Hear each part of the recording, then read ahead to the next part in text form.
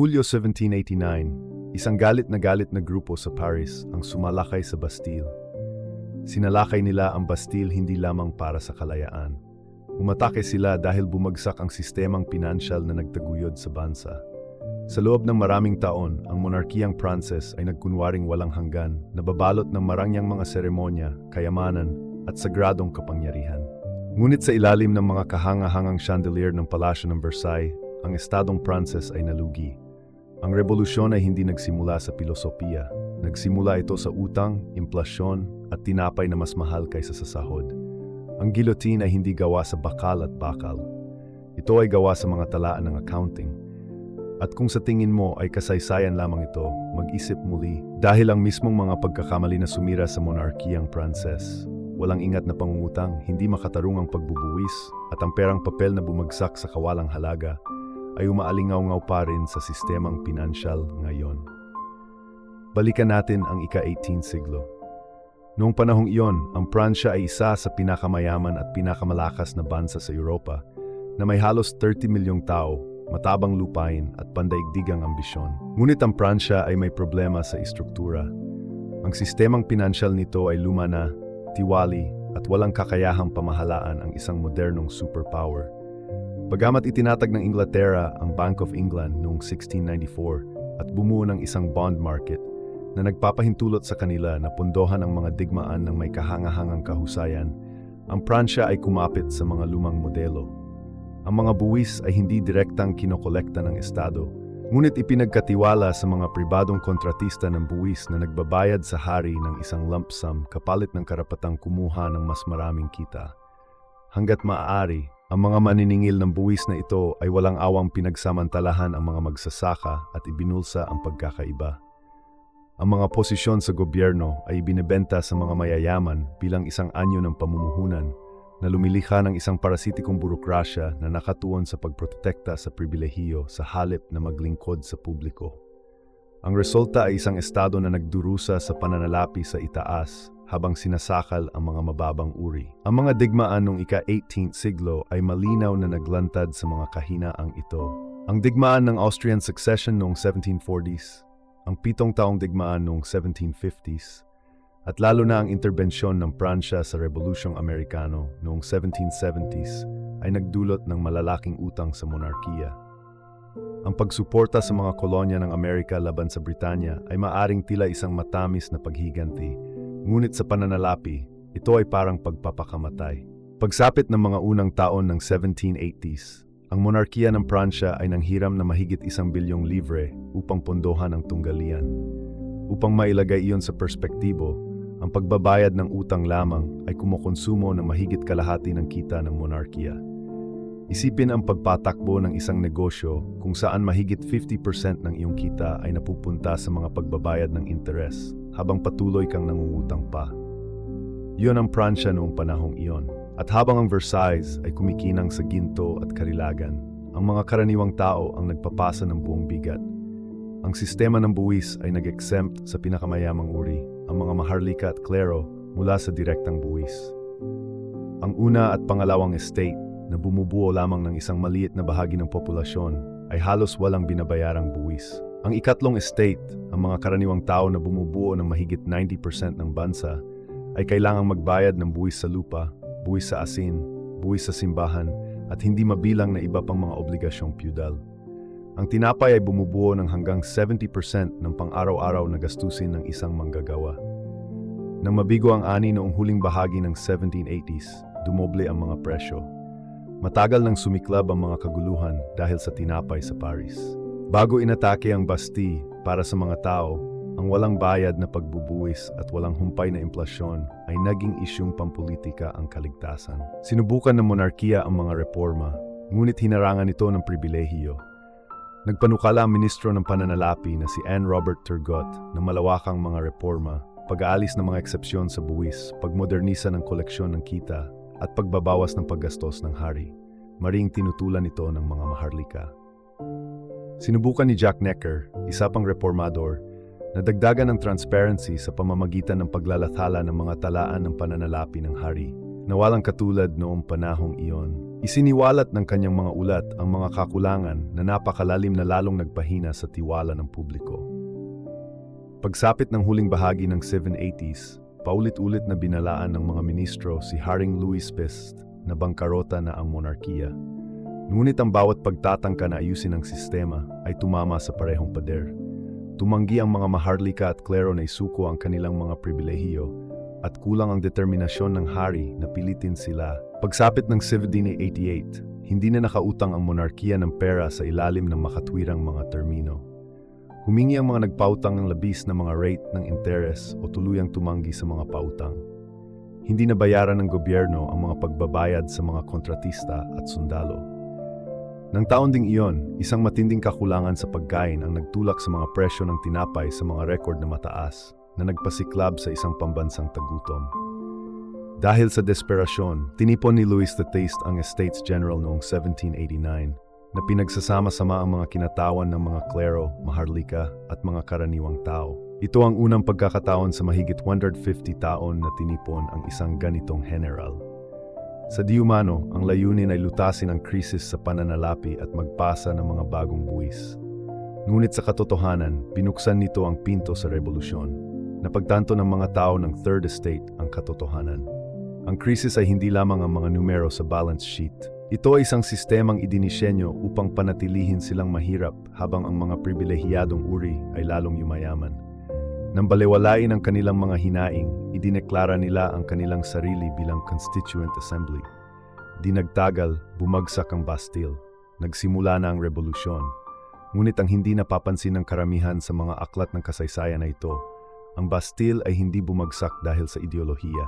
Ito ay bumagsak dahil ang sistemang pinansyal ng Pransya mismo ay bumagsak dahil sa sarili nitong mga kontradiksyon. Ang mga revolusyon ay maaring magsimula sa mga mithiin, ngunit palagi silang gumagana sa pera. Nang mapatalsik ang monarkiya, minana ng bagong revolusyonaryong pamahalaan ang parehong mga lumang problema. Isang walang laman na kaban ng bayan at isang bundok ng utang. Inaasahan ng mga tao ang kalayaan, pagkakapantay-pantay at tinapay. Sa katotohanan, nakaranas sila ng gutom, mga sundalong walang bayad, at mga buwitre ng mga nagpapautang. Hindi kayang mabuhay ng revolusyon sa mga slogan lamang. Kailangan ito ng pera. Kaya naman, ang asembleya ng konstituente ay bumaling sa isang tila mapanlikhang solusyon, ang pagkumpiska ng mga lupain ng simbahang katoliko at paggamit ng mga ito bilang batayan para sa isang bagong pera. Noong 1790, inilabas ng revolusyonaryong pamahalaan ang assignat, mga perang papel na sinusuportahan ng malalawak na lupain na nakumpiska. Sa una, mukhang isang obra maestra ito sa pananalapi. Mayaman ang Pransya sa lupain ngunit kulang sa likididad. Sa pamamagitan ng pag-monetize ng mga ari-arian ng simbahan, maaring ilipat ng estado ang kayamanan, bayaran ng mga utang at patatagin ang ekonomiya. Itinaguyod ang asignat bilang pera ng bayan, isang demokratikong alternatibo sa sistema. Ang lumang sistemang maharlika. Niyakap ito ng mga tao, naniniwalang ito ay isang malinis na paghiwalay mula sa pribilehiyong aristokratiko. Sa maikling panahon, bumalik ang paniniwalang iyon. Ngunit ang perang papel ay may dalang sumpa. Nang makita ng mga politiko na ito ay epektibo, kahit kaunti lamang hindi nila mapigilang mag-imprenta pa. Ang unang issue ng mga asignat ay kontrolado pa rin. Ngunit mabilis na nahulog ang gobyerno sa patibong ng pag-issue ng higit pa sa halaga ng lupang sumusuporta dito. Ang nagsimula bilang isang solusyon na naglilimita ay naging isang bukas na pinto. Pagsapit ng 1792, bilyon-bilyong livre ng mga asinat ang naikot. Bumilis ang implasyon. Habang mas maraming iniimprenta ng gobyerno, mas bumababa ang halaga ng pera.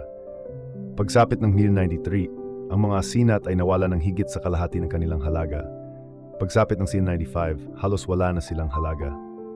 Kinailangan pang magdala ng mga tambak ng papel ang mga tao para lamang makabili ng isang tinapay. Nag-iimbak ng butil ang mga magsasaka, tumatangging ipagpalit ito ng mga perang papel na maaring maglaho ang halaga sa magdamag. Tumanggi rin ang mga tindero na tanggapin ito. Lubos na bumagsak ang tiwala sa pera. Mas malala pa, ang asignat ay naging target ng mga peking pera. Ang mga dayuhang kapangyarihan na kalaban ng revolusyon, kung saan ang Britanya ang pangunahing puwersa, ay sadyang nagpuslit ng malalaking dami ng mga peking asignat sa France na nagpabilis sa pagbagsak ng tiwala. Ang digmaang pang-ekonomiya ay hindi lamang isinagawa sa larangan ng digmaan, kundi pati na rin sa pamamagitan ng pagkawasak ng pera mismo. Ang dating ipinagmamalaki bilang pera ng bayan ay naging sandata laban sa mismong mga taong nilikha upang paglingkuran nito. Ang mga kahinatnan sa lipunan ay nakapanlulumo. Nasaksihan ng mamanggagawa sa lungsod ang pagkawala ng kanilang mga sahod dahil sa inflasyon. Natunaw ang mga ipon. Ang mga sundalo at mga kawani ng gobyerno ay binabayaran ng perang papel na bumaba ang halaga bago pa man nila ito magastos. Sumiklab ang mga kaguluhan sa mga pamilihan nang muling maging mahirap makuha ang tinapay. Ang revolusyon na isinilang sa ngalan ng hustisya sa ekonomiya ay naglabas ng isang bagong kawalan ng katarungan, ang hyperinflation. Ang tugon ng gobyerno ay magpataw ng mga kontrol sa presyo, ngunit nabigo rin ito. Sa halip na patagin ang supply, itinulak nito ang kalakalan sa mga anino.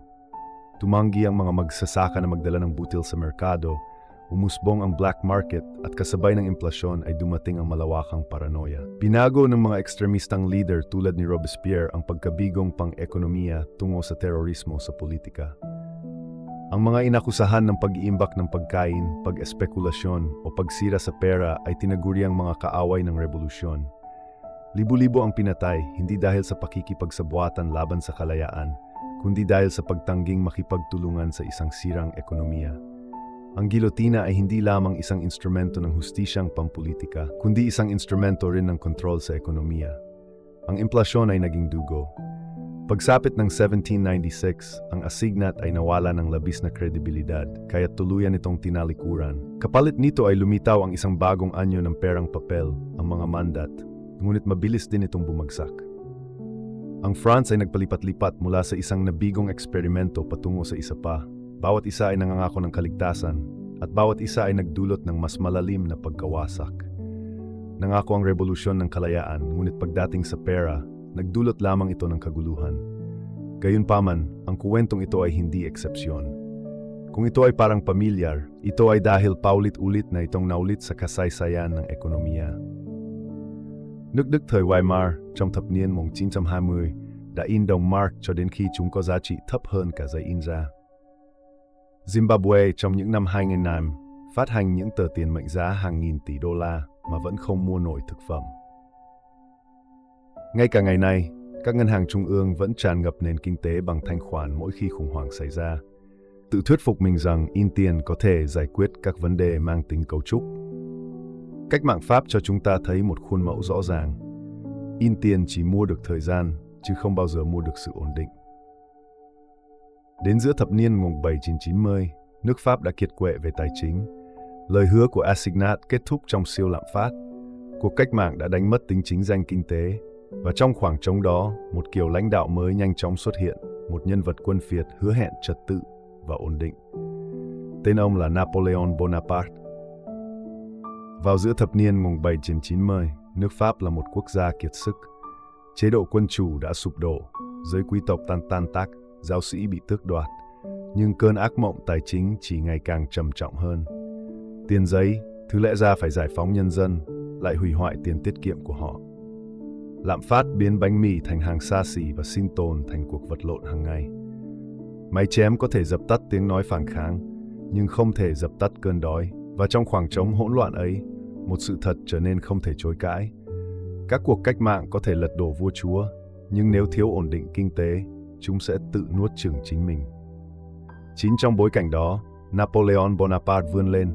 Ông không chỉ là một vị tướng kiệt xuất, mà còn là người hiểu rõ sức mạnh của trật tự, cả về quân sự lẫn tài chính. Khi nắm quyền năm 1789, một trong những ưu tiên đầu tiên của ông là ổn định tiền tệ. Năm 1800, ông thành lập Ngân hàng Pháp, phần nào mô phỏng theo Ngân hàng Trung ương của Anh, nhằm khôi phục niềm tin vào tiền tệ và tín dụng. Thông điệp rất rõ ràng, tự do đã giải phóng hỗn loạn, còn trật tự được hậu thuẫn bởi một hệ thống tài chính vững mạnh, sẽ tái thiết nước Pháp. Người dân, kiệt quệ sau nhiều năm lạm phát và bất ổn, đã chào đón điều đó. Tài năng quân sự của Napoleon thường được ca ngợi, nhưng nếu không có sự tái lập tài chính này, đế chế của ông có lẽ đã không thể tồn tại. Bài học sâu xa hơn từ cách mạng Pháp là thế này. Hệ thống tài chính chính là bộ xương của quyền lực chính trị. Nếu bộ xương ấy giòn vỡ, thì dù có bao nhiêu cơ bắp và da thịt cũng không thể giữ cho cơ thể đứng vững. Nước Pháp trong thập niên 1780 đã vay mượn liều lĩnh, đánh thuế bất công và lạm phát một cách thảm họa. Kết quả không chỉ là khủng hoảng tài khóa mà là sự sụp đổ của cả chế độ. Khi một chính phủ không còn thuyết phục được chủ nợ cho vay, khi người dân không còn tin vào đồng tiền, khi giá bánh mì tăng gấp đôi, còn tiền lương thì dậm chân tại chỗ, thì không ngai vàng nào an toàn. Đây không chỉ là câu chuyện của quá khứ. Nhìn quanh hiện tại, những vần điệu tương đồng rất khó để bỏ qua. Trong cuộc khủng hoảng khu vực đồng euro thập niên 2010, các quốc gia như Hy Lạp gánh những khoản nợ nặng nề đến mức chính phủ gần như bất lực. Chính sách thắt lưng buộc bụng được áp đặt, bệnh viện đóng cửa, lương hưu bị cắt giảm, trong khi hệ thống tài chính được bảo vệ bằng mọi giá. Tại Hoa Kỳ, các cuộc tranh luận về trần nợ cho thấy một chính phủ vay mượn không ngừng, không thể cân đối ngân sách, nhưng vẫn phụ thuộc vào in tiền và thị trường trái phiếu để tồn tại. Ang mga sentral na bangko, tulad ng mga revolusyonaryong may assignat, ay nagbomba ng likwididad sa ekonomiya upang bumili ng oras. Ang implasyon na dating itinuturing na labi ng nakaraan ay bumalik upang parusyahan ang mga nag-ipon at manggagawa. Inilantad din ng Revolution Frances ang panganib ng paniniwala na ang mga batas at institusyon lamang ay sapat na upang protektahan ang mga tao.